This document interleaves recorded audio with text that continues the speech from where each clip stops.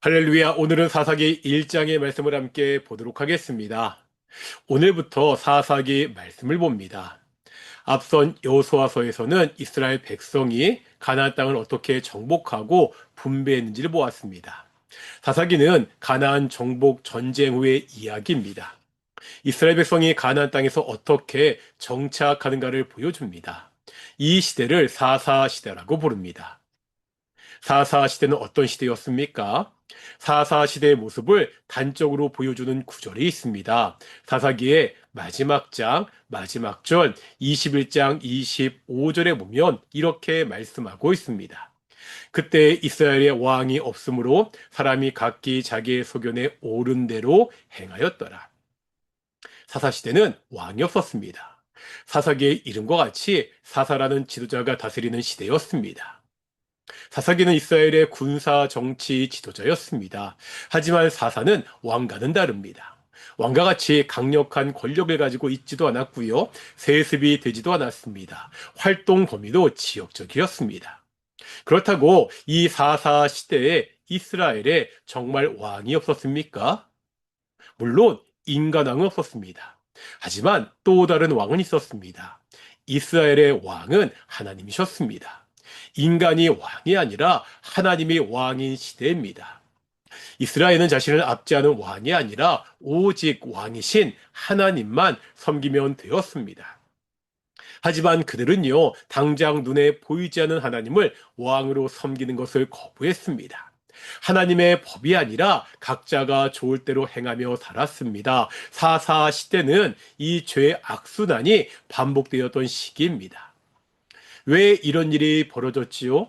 사사기 1장에 보면 반복해서 나오는 말이 한 가지 있습니다. 쫓아내지 못했다는 말입니다.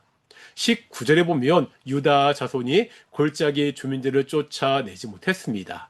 21절, 27절, 28절, 29절, 30, 31, 32, 33절에서도 반복되고 있습니다. 처음에야 당시 가나안 족속이 너무 강해서 다 쫓아내지 못했다고 생각할 수 있습니다. 하지만 28절을 보실 텐데요.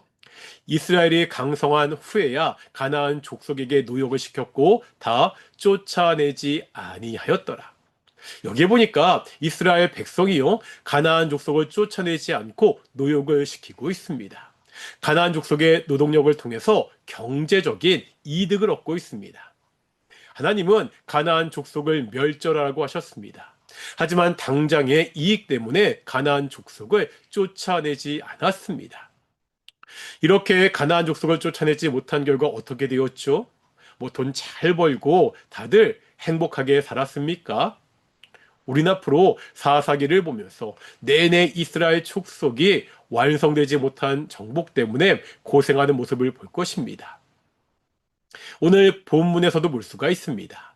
29절과 30절에 보면 쫓아내지 못한 가나안 족속이 이스라엘 중에 거주했다고 나옵니다. 주도권이 이스라엘에 있습니다.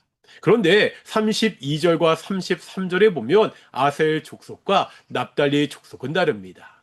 이들이 가나안 족속 가운데 거주했다고 말하고 있습니다. 주도권이 가나안 족속에게 있습니다. 그러다 34절에 보면은요, 아모리 족속이 단 지파를 산지로 쫓아내고 있습니다. 완전히 전세가 역정되었습니다. 경제적 이익을 위해서 신앙을 포기했는데 나중에는 이 경제적 이익마저 다 잊어버리게 된 것입니다. 오늘 본문을 통해 우리의 모습을 돌아봐야 됩니다. 혹시 우리 가운데도 죄에게 틈을 주는 그런 일이 있지 않습니까? 세상의 성공을 위해서, 경제적인 이익을 위해서 신앙을 포기하지 않습니까? 처음에야 별거 아닌 것 같고 내가 큰 이익을 보는 것 같을 수 있습니다. 하지만 이러한 작은 틈이 우리 신앙 전체를 흔들리게 합니다. 우리의 대적에게 조금의 틈을 줘서는 안 됩니다. 눈앞에 이익에 움직이지 않고 오직 신앙으로 살아가는 귀한 성도들이 되시기를 소망합니다. 기도하시겠습니다. 거룩하고 존귀하신 아버지 하나님, 사탄이 이 땅에서 많은 것들로 우리를 유혹합니다.